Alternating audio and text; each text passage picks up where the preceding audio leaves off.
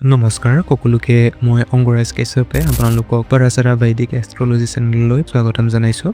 আশা কৰোঁ সকলো ভালে আছে।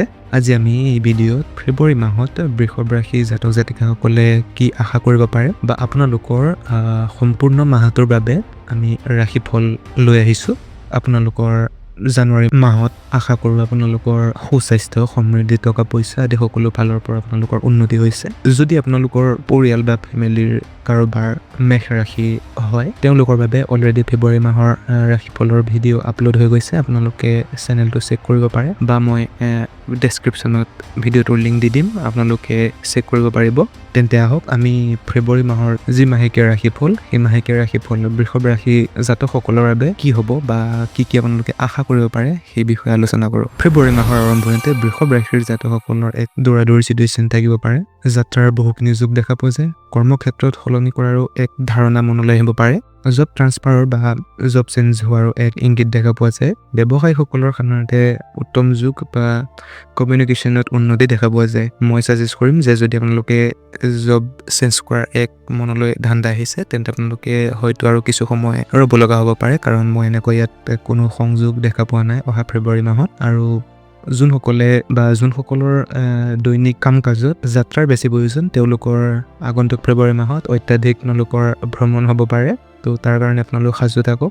আৰ্থিক ফালৰ পৰা যদি আমি চাব যাওঁ, এই জানুৱাৰী মাহৰ শেষৰ ভাগৰ পৰা আপোনালোকে ফেব্ৰুৱাৰী মাহৰ 10 পৰা 12 তাৰিখলৈকে ইনকাম হ'ব, কিন্তু আপোনালোকৰ সেই অনুপাতে খৰচ বেছি বৃদ্ধি পাব।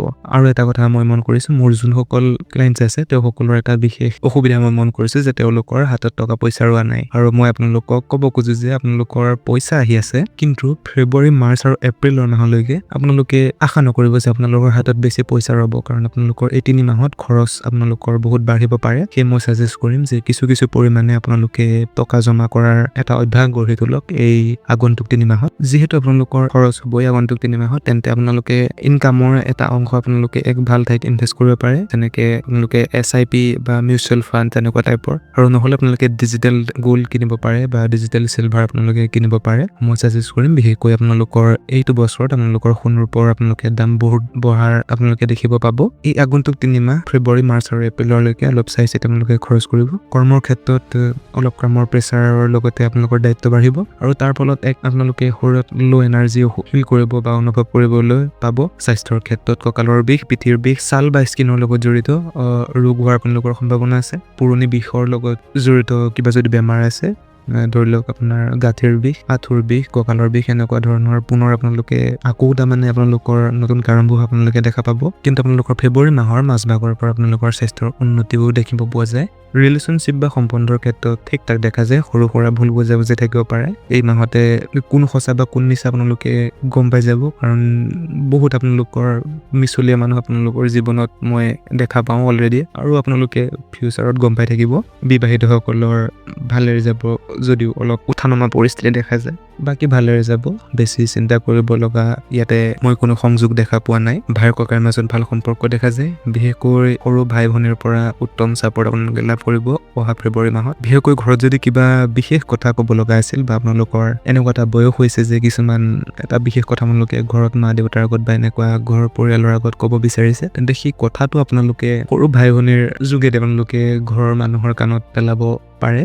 অহা ফেব্ৰুৱাৰী মাহত বৃষভ ৰাশিৰ জাতক জাতিকাসকলৰ বিশেষকৈ মই উন্নতি বেছি দেখা পাওঁ বাকী সকলো ৰাশিতকৈ। তো সেই আপোনালোকৰ কাৰণে বিশেষ কোনো ধৰণৰ উপায় কৰিব লগা ইয়াতে মই নেদেখোঁ। আৰু যদিও আপোনালোকে টকা পইচাৰ বিষয়ে অলপ বেছি চিন্তিত হোৱা দেখা যায়, তাৰ বাবে মই এটা আপোনালোকক উপায় দিওঁ। প্ৰতি শুক্ৰবাৰে আপোনালোকে মা লক্ষ্মীৰ আৰাধনা কৰিব, আৰু যদি পাৰে আপোনালোকে লক্ষ্মী স্তোত্ৰম যোনটো আছে সেইটো আপোনালোকে গাব নোৱাৰিলেও প্ৰায় শুনিব কেনে আপোনালোকে চেষ্টা কৰিব। আপোনালোকৰ ইউটিউবত পোৱা যায়, ইউটিউবত গৈ মেলি আপোনালোকে শুনিব স্তোত্ৰমটো। আৰু যদি পাৰে আপোনালোকে সৰু ছোৱালী বা এনেকুৱা প্ৰয়োজনীয় মাইকী মানুহক আপোনালোকে মিঠা ভোজন কৰিব পাৰে। আপোনালোকৰ টকা পইচাৰ ক্ষেত্ৰত আপোনালোকে এক সকাহ পাব। বৃষভ ৰাশি জাতক জাতিকাসকলৰ বাবে আপোনালোকৰ ফেব্ৰুৱাৰী মাহ ইমানেই আছিলে।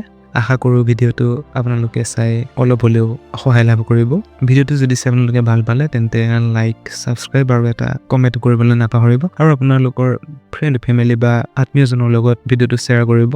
পৰিয়ালৰ বাকী সকলৰ কাৰণে যদি আপোনালোকে ফেব্ৰুৱাৰী মাহৰ ভৱিষ্যতবাণীৰ বিষয়ে আপোনালোকে জানিব খুজিছে তেন্তে মই প্ৰতিদিনে একোটা জোডিয়েকৰ ওপৰত মই ভিডিঅ' লৈ আহোঁ। আজি যেনেকৈ বৃষভ ৰাশিৰ চলিলে, অহাকালি মিথুন ৰাশিৰ বিষয়ে মই আপোনালোকক ফেব্ৰুৱাৰী মাহৰ বিষয়ে জনাবলৈ চেষ্টা কৰিম। সেই চেনেলটো ছাবস্ক্ৰাইব কৰি ল'ব। লগ পাম নেক্সট ভিডিঅ'ত। ধন্যবাদ।